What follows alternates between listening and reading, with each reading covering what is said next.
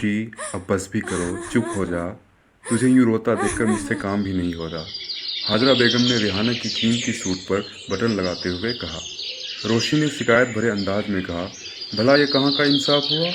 मैंने पूरे रोजे रखे और तरावी भी पढ़ी, लेकिन मुझे क्या मिला? एक जोरा तक भी नसीब नहीं हुआ। हाजरा बेगम कहने लगी, अरे बेटा, क्या तू अपने रोज़े और नमाज का एहसान अल्लाह पर जतला रही है? नहीं अम्मा, क्या सब नहीं जानते कि रिहाना आंटी ने एक भी रोजे नहीं रखे? इसके बावजूद पूरा रमज़ान शॉपिंग करने और इफ्तार पार्टियों में लगी रही।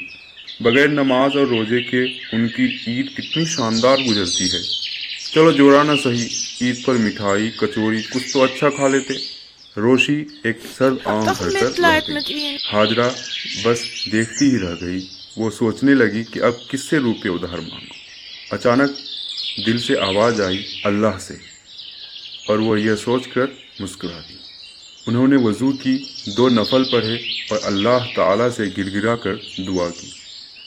इतने में रोशी आकर कहने लगी, अम्मा, वो मैं क्या कह रही थी कि शौकत साहब की बेगम से ही कुछ रुपये उधार मांग ले।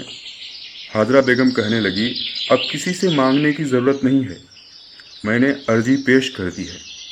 इतना सुनते ही रोशी ने खुशी से पूछा, किसे अम्मा? हाजरा बेगम ने कहा, अपने रब के हुजूर।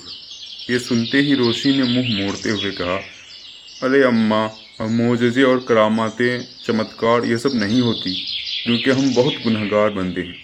ये कहकर वह सोने चली गई।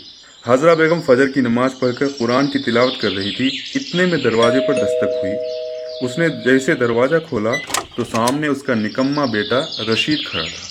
हाजरा उसकी तरफ दूसरी नज़र डाले बगैर ही अंदर आ गई। रशीद ने कपकपाते हुए ज़बान से कहा, अम्मा, अम्मा, रोशी कहाँ है? हाजरा के पैर रुक गए।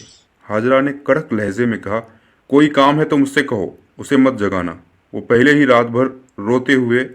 इतना कहते ही हाजरा का दिल भर आया। रशीद ने कहा, अम्मा, ये देखो, मैं ये सब रोशी के लिए लाया हूँ।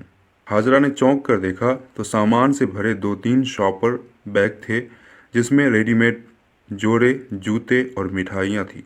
हाजरा मुजस्समा हैरत बनी अपने रब का शुक्र अदा कर रही थी।